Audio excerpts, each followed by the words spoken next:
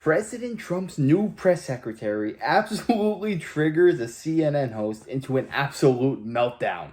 You guys have got to check this out. President Trump is knowingly going into a hostile environment on this very network, on CNN, with debate moderators who have made their opinions about him very well known over the past 8 years and their biased coverage of him. My colleagues, Jake Tapper and Dana Bash, have acquitted themselves as professionals as they have covered campaigns and interviewed candidates from all sides of the aisle. I'll also say that if you talk to analysts of debates previous, that if you're attacking the moderators, you're usually losing. Now you have people like Doug Burgum coming out and saying, well, President Biden's very accomplished, trying to set expectations in a different place. What do you expect from Joe Biden?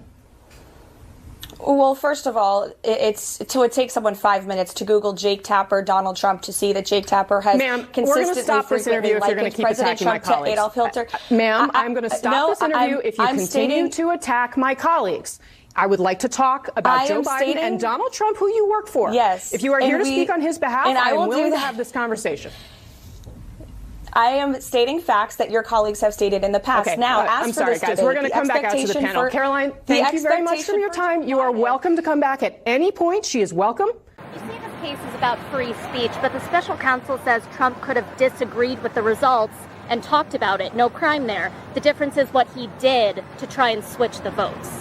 So what is it that he did to try and switch the votes that you refer to? By bringing cases, by using the law in an appropriate manner, unlike what we're sitting here today seeing. This is not appropriate. What President Trump did is he said, go patriotically and peacefully and protest. That is an American right. That is why we are America and we are not a third world country. Although I will say that today, I don't feel very much like we are in America. Hi, how are you all? Good. Good. The fact that I am standing here for the third time in 5 months is not a coincidence. This is the Biden political lawfare that we have seen time and time again. It is a deflection from everything that they have done. And if you don't believe me, look at the facts. On March 17th, Hunter accidentally admits that it was his laptop from hell. The next day, DA Alvin Bragg indicts President Trump. June 8th, an FBI document is released showing that the Ukrainians paid the Biden crime family millions and millions of dollars. The next day, the Mar-a-Lago raid and the Mar-a-Lago indictment. Last week, Hunter Biden's sweetheart plea deal fell through when the judge realized it had blanket immunity. The following day, a superseding indictment against Donald Trump. July 31st, Devin Archer goes to testify in front of the House.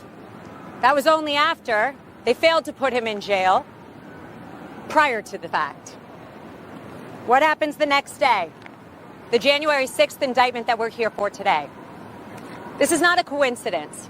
The reason they go after Trump the day after something always happens to them is for one specific reason only. It's not to try and convince us that Donald Trump's a bad man, because we, the MAGA movement, know as a whole, it's absolute nonsense. The reason they do it is so that they don't have to talk about what went wrong with them. Because any fair journalist news network would report on all the ill doings of the Democrats. So in order to appear neutral, they just create a bigger storyline that's absolutely bogus and they run with that. So they don't even have to talk about what went wrong with the Democrats. Appearance at its finest against the leading candidate right now for president, for either party. President Trump is under siege in a way that we have never seen before. President Trump and his legal team and everyone on his team will continue to fight, not for him, but for the American people. I'll take some questions. Thank you. I know the president has called this a witch hunt. You just laid out several examples of that. Any other thoughts that the president has communicated to you in terms of why this is going on and then why he calls it a witch hunt? I think a witch hunt is really the way that anybody should describe this, because it's not something we've seen in our time. This is not even political. This is beyond that. A witch hunt is when you relentlessly attack your opponent, when you relentlessly attack the thing that you are most afraid of. People are afraid of somebody that cannot be bought by Washington. People are afraid of somebody who is independently wealthy and who has given up his good life to fight for this country. And that frightens a lot of politicians who are career politicians, unfortunately, because he'll get back there, and I know he'll be fighting for every one of us so that this doesn't happen to us. You say this case is about free speech, but the special counsel says Trump could have disagreed with the results and talked about it. No crime there. The difference is what he did to try and switch the votes. So what is it that he did to try and switch the votes that you refer to?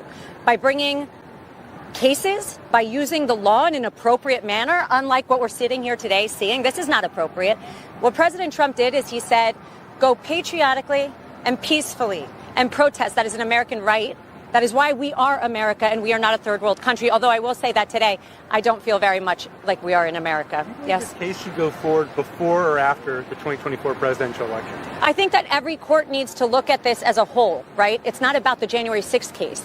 It's about the fact that in the matter of a couple months, we have seen them try and tie up, and me as an attorney, I've never seen this, tie up one individual who's running a campaign, running for office for president, so that he is in court, in depositions, and distracted, so that he won't properly run for 2024. And frankly, it's not going to work. Is the legal team going to argue that the election was stolen? I don't think that that's the argument that needs to be made. I think that anybody that believes that is misreading this. The truth is, as an American, there were questions that he had regarding the election integrity.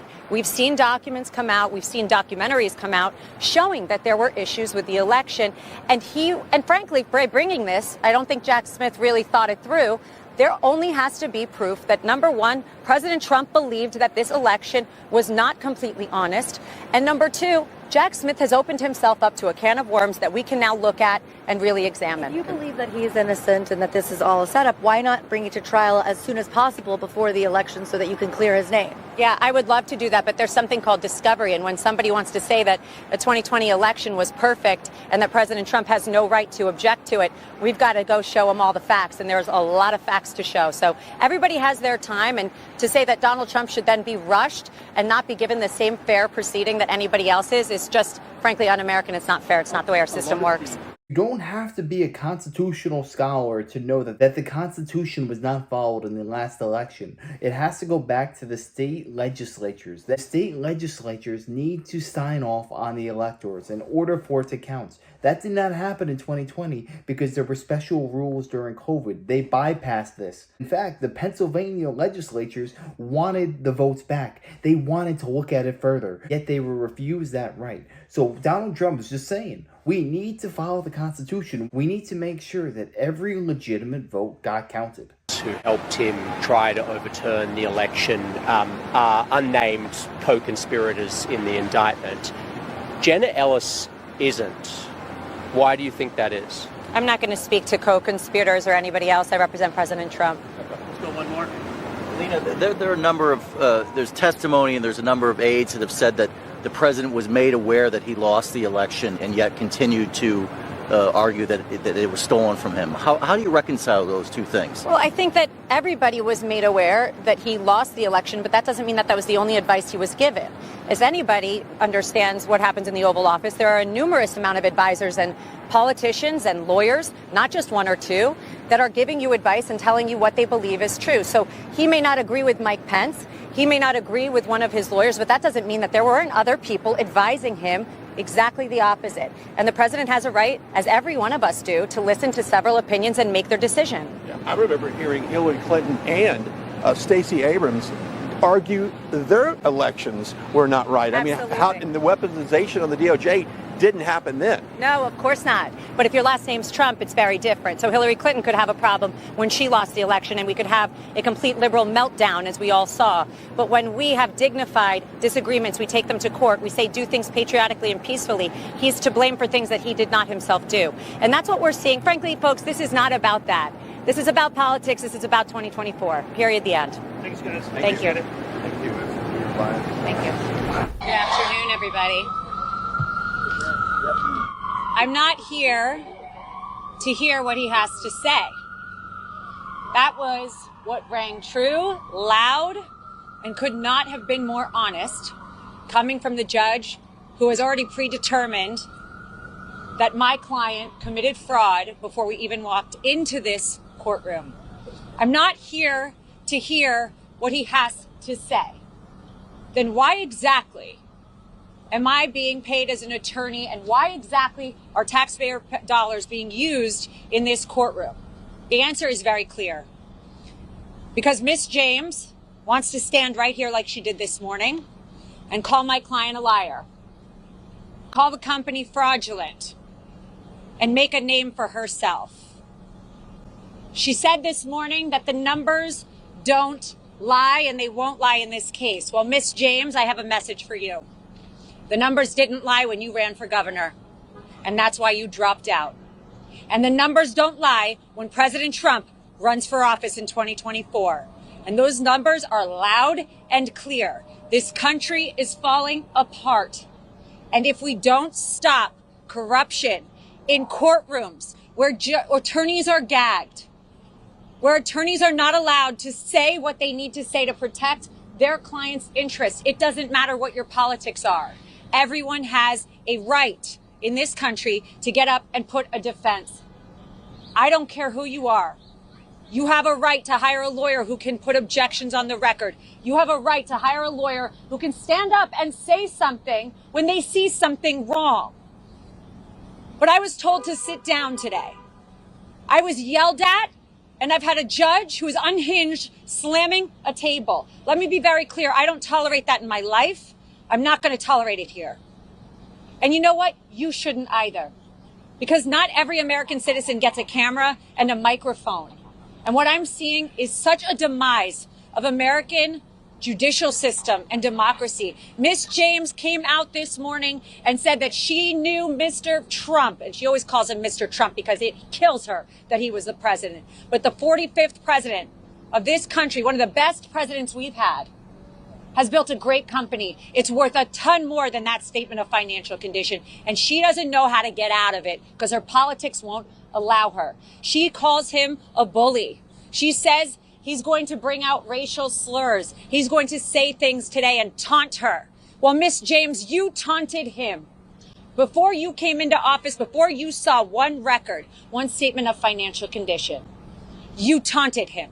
I mean, what do you expect? These people are as corrupt as can be. Of course Letitia James is going to go after Donald Trump. She doesn't want to hear a word he has to say. The only time Letitia James belongs in a courtroom is when she is a defendant. I don't understand how she never had to recuse herself from this, because it is abundantly clear this is politically motivated. Crime in New York City is going crazy, yet we're going after Donald Trump just because you dislike the man. In fact, you ran on prosecuting Donald Trump before looking at any facts. I don't understand how these people rise to power if they are just that blinded by hatred. I would love to sit here and say it's just that one woman hates Donald Trump, that's why this is happening. But it's much more than that. This prosecution comes from the highest people in the country. Now that Donald Trump won the election in 2024, I hope that he assigns a special prosecutor to look into this BS prosecution and see who ordered this. Where did this come from? Because the way that I see it, this is just attacking your political opponent because you fear he's going to win. What do you think will happen to Letitia James come 2025 now that Donald Trump won the presidency? And yeah, if you enjoyed this, make sure to smash that like, comment, subscribe, and wish you guys nothing but the best. Till next time.